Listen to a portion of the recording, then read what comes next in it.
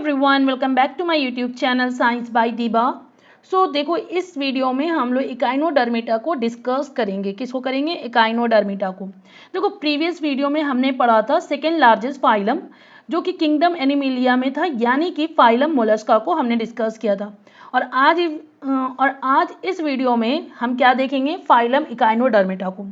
ये कैसे होते हैं? जो फाइलम इकाइनोडर्मिटा में जो हैं जो ऑर्गेनिज्म होते हैं वो कैसे होते हैं, इनके क्या बेसिक स्ट्रक्चर होते हैं, क्या कुछ ऐसे एग्जाम्पल्स हैं जैसे कि इसमें कुछ ऐसे एनिमल्स हैं जिनको हमने अपनी लाइफ में कभी देखा है या हम देख चुके हैं।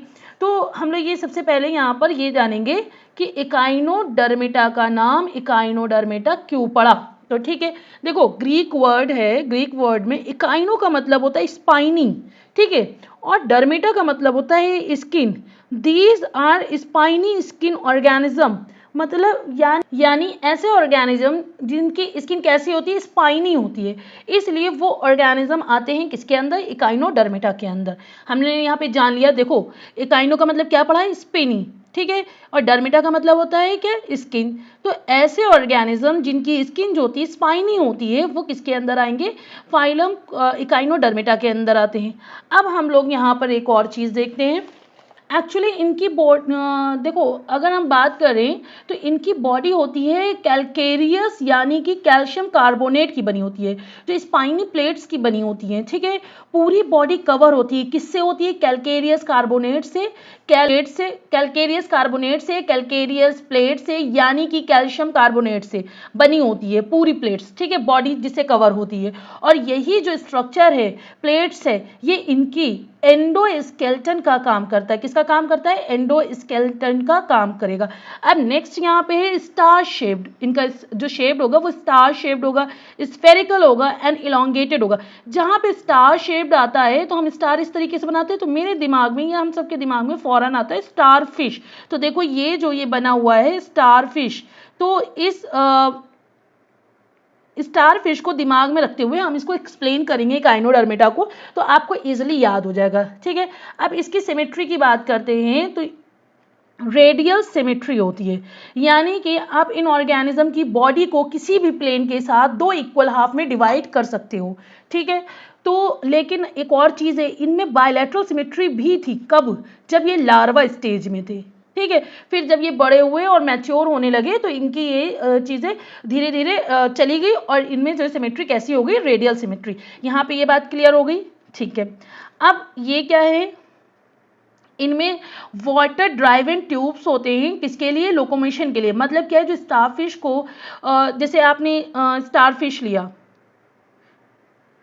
सपोज ये आपने स्टारफिश लिया, ठीक है, स्टारफिश हम इस तरीके से बनाएंगे,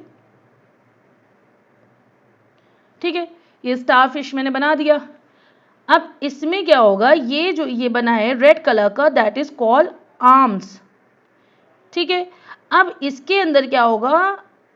ये देखो मैं बना रही हूं, that is tubes. Her arms एक ट्यूब्स को कैरी करेगा, तो ये हमारा क्या हो जाएगा? दैट इज ट्यूब्स, ठीक है। अब इस ट्यूब्स के अंदर क्या होंगे? फीट होंगे। ऐसे ऐसे हम गोल गोल बना देते हैं, ये ट्यूब्स के ऊपर है, ठीक है, ठीक।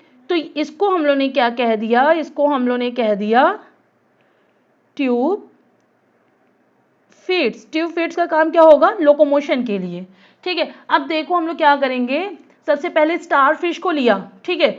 स्टार फिश इस तरीके से दिखती है, ठीक, लेकिन जब हमने इसको उल्टा कर दिया तो उल्टा करने पे वो इस तरीके से दिखेगी, तो उसको पलट कर देखेंगे हम लोग। और इन ट्यूब्स के अंदर ये जैसे आपके आर्म्स बने हुए हैं स्टार फिश में, तो इस आर्म्स को हर आर्म्स एक ट्यूब को कैरी करेगा, ठीक है। और जब ये कैरी करेगा तो इसके अंदर देखो ये फीड बने होंगे जिसको हम लोग कहते हैं ट्यूब फीड्स। अब इन ट्यूब्स के अंदर पानी आएगा, जो पानी की वजह से क्या होगा? ट्यूब्स का स्ट्रक्चर चेंज होगा, और जब ये ट्यूब का स्ट्रक्चर चेंज होगा तो उनसे लगे ये जो फीट हैं वो ट्यूब फीट हैं, उनका भी स्ट्रक्चर चेंज होगा, इसलिए वो हेल्प करेंगे स्टारफिश को मूव करने में। समझ में आया?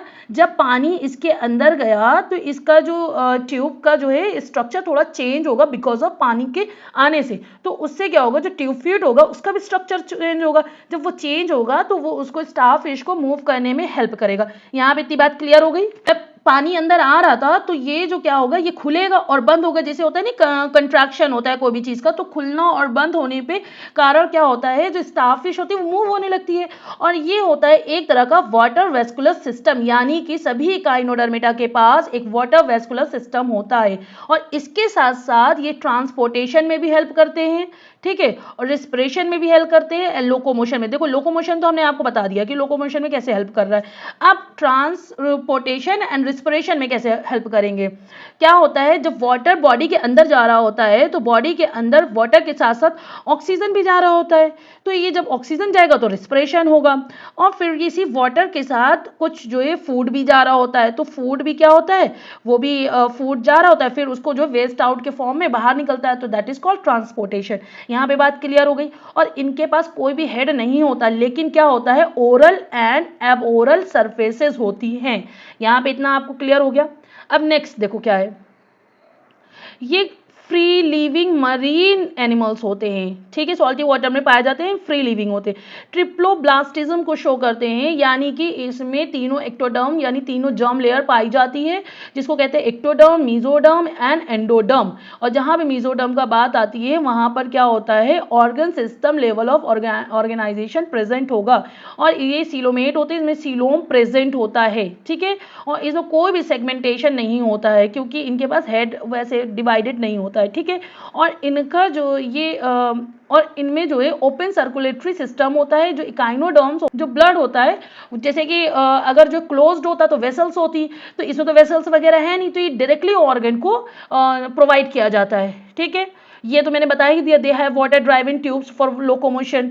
इतना क्लियर हो गया। आपने स्टारफिश अपनी लाइफ में भी देखी होगी। अब कुछ ऐसे भी हैं जो एनसीईआरटी में बने हुए डायग्राम है, उनको अभी तक आपने देखा नहीं है। अब यहाँ पे देखोगे, अब जब बुक आप पढ़ोगे तो आप कहोगे अरे हाँ ये तो पढ़ा हुआ है, देखा हुआ है, आई मीन। तो ये देखो, ये क्या एग्जाम्पल है, सी कुकुम्बर, वो इस तरीके का दिखेगा, ठीक है, कुकुमेरिया एंड सी अर्चिन, ठीक है, इकाइनस वो इस तरीके का दिखेगा, ठीक है। तो स्पाइनी स्किन का मतलब क्या था, echinoderms have spiny skin which is often covered calcium carbonates plates, ये बता दिया है। Body wall is covered with spiny hard calcareous plates that form endoskeleton, ये भी बता दिया।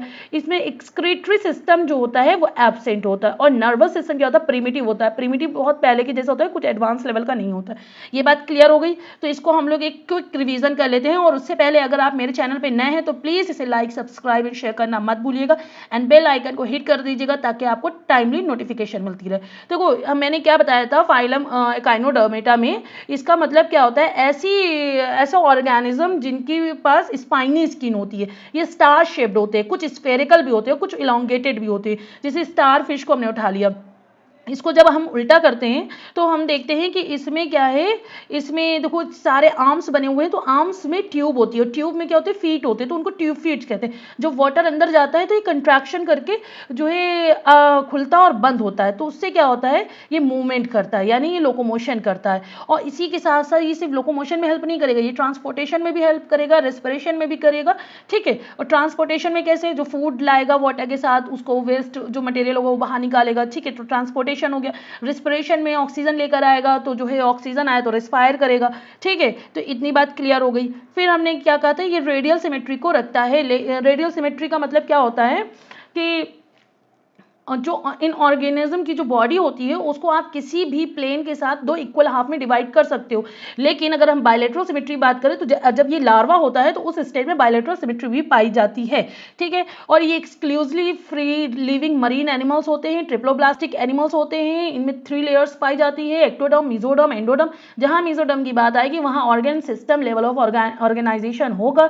सीलोमेट होते हैं और ओपन सर्कुलेटरी सिस्टम को कंसिस्ट करते हैं, और इनके पास वाटर ड्राइविंग ट्यूब होती है फॉर लोकोमोशन, ठीक है।